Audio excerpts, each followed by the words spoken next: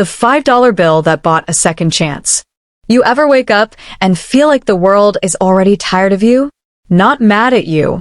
Not angry. Just done. That was Elias Harper at 24 years old. He lived in a studio apartment on the south side of Chicago. And when I say studio, I mean one room, one window, one flickering kitchen light that buzzed like it had something personal against him. The mattress was on the floor. The fridge hummed louder than the traffic outside. And the only decoration on the wall was a peeling calendar from 3 months ago. Elias used to have plans. He moved to Chicago thinking he'd figure it out. That's what people say when they don't really have a plan, but they don't want to admit it. He tried community college, dropped out, tried a warehouse job, got laid off, tried rideshare driving, car broke down. By the time this story starts, he had exactly 72 cents in his bank account. And no one knew. That's the thing about struggling in your 20s in America. Everyone posts highlight reels, promotions, vacations, engagement rings. Meanwhile, you're calculating whether you can afford ramen, or if you should just drink water and sleep. That morning, Elias stared at his phone screen for a long time. There was a note open. Not dramatic. Not poetic. Just tired words. He didn't want attention. He didn't want revenge. He just didn't see the point anymore. He closed the app, put on his hoodie, and walked outside. It was cold in that sharp Midwest way where the wind doesn't just hit you, it cuts through you. He walked into the corner bodega he'd been avoiding for weeks because he already owed the owner $2. The bell above the door rang. Lou, the cashier, looked up but didn't say anything. Elias walked to the canned goods aisle. There it was. Generic tomato soup. 99 cents. He stood there longer than he should have, doing math in his head that didn't add up. 72 cents in the bank. Maybe a few coins in his pocket. Maybe. He grabbed the can. Walked to the counter. Lou scanned it. 99. Elias reached into his pocket. 1 quarter. 2 pennies. Lint. He checked the other pocket. Nothing. His stomach dropped. His ears felt hot. That specific kind of embarrassment that makes time slow down. I thought I had enough, he muttered. Lou sighed, not mean, just tired. Put it back, kid. And that's when it happened. A hand reached forward. Rough. Dust in the creases. Fingernails chipped from manual labor. A $5 bill landed on the counter. I got him. The voice was deep. Calm. Not heroic. Just matter of fact. Elias looked up. The man looked like he'd just come from a construction site. Reflective vest half-zipped. Boots coated in drywall dust. Lines on his face that said life hadn't been easy. Lou raised an eyebrow. You sure? Yeah. He didn't look at Elias. Didn't smile. Didn't wait for gratitude. He grabbed his coffee and walked out into the gray Chicago rain. Elias stood there frozen. Lou handed him the soup. And $4 in change. Don't waste it, Lou said quietly. Elias stepped outside. The wind hit him again. But something felt different. He looked around for the man. Gone. Just traffic lights blinking. Tires hissing on wet pavement. City noise swallowing the moment. And here's the thing. It wasn't the $5. It was the fact that someone noticed. Someone saw him struggling and didn't roll their eyes. Didn't lecture him. Didn't ask for his story. They just helped. Elias went back to his apartment. He sat on the mattress. He stared at the note still open on his phone. And for the first time all day, he hesitated. He thought about the construction worker.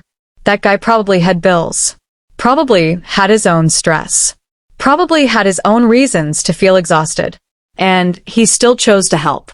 Elias deleted the note. Not because everything was fixed.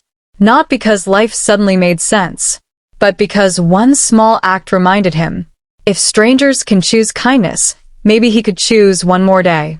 And sometimes one more day is everything. The next week, Elias used that leftover money to print copies of his resume at the library. He applied everywhere. Coffee shops, retail stores, temp agencies. Rejection emails came fast. But he kept going. He started volunteering 2 afternoons a week at a youth center nearby, mostly because they offered free lunch. At first, he felt embarrassed. 24 years old, volunteering like he had nothing better to do. But the kids didn't see him as a failure. They saw him as someone who listened. One kid, Marcus, reminded him of himself. Quiet, angry at the world, but pretending not to care. Elias started staying later, helping with homework, talking about job applications, sharing honest stories about messing up and starting over. Months passed. He landed a part-time job stocking shelves overnight. Not glamorous, but stable. He kept volunteering. 1 year later, the youth center director pulled him aside. "You're good with them," she said. "Ever think about doing this full-time?" Elias laughed. "I don't even have a degree." "Get one," she said simply. So he did. Slowly, one class at a time. It took years. There were setbacks, burnout, doubt. But every time he felt like quitting, he remembered that rainy day in Chicago. The $5 bill. The silent kindness. 10 years later, Elias Harper stood on a stage in a community auditorium. Behind him was a banner for a youth mentorship program he helped build from the ground up. Dozens of kids sat in folding chairs. Parents, volunteers, city officials. He adjusted the microphone, cleared his throat.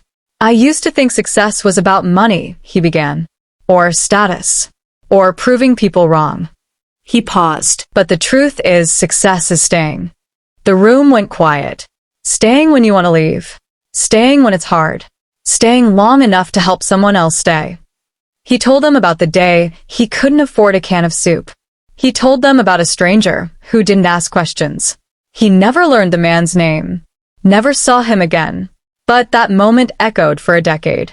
That $5 bill, Elias said, wasn't charity. It was permission. Permission to believe I mattered. After the speech, a young boy approached him. "Why do you help us?" the boy asked. Elias smiled. "Because someone helped me when I didn't think I deserved it." Here's what most people don't understand. You will probably never know the impact of your smallest kindness. Holding a door, paying for someone's coffee, saying "you good," and actually meaning it. You won't see the ripple, but it travels. Somewhere in Chicago, maybe that construction worker went home that night and forgot all about it. But Elias didn't. And because he didn't give up that day, hundreds of kids now have a place to go after school. A mentor, a second chance, all because $5 changed hands on a rainy afternoon. So, if you're watching this, and today feels heavy, stay. Give it one more day. And if you're in a place to help someone, do it. Not for applause, not for recognition, but because sometimes a small act of humanity is the exact thing holding someone together. And you'll never even know it.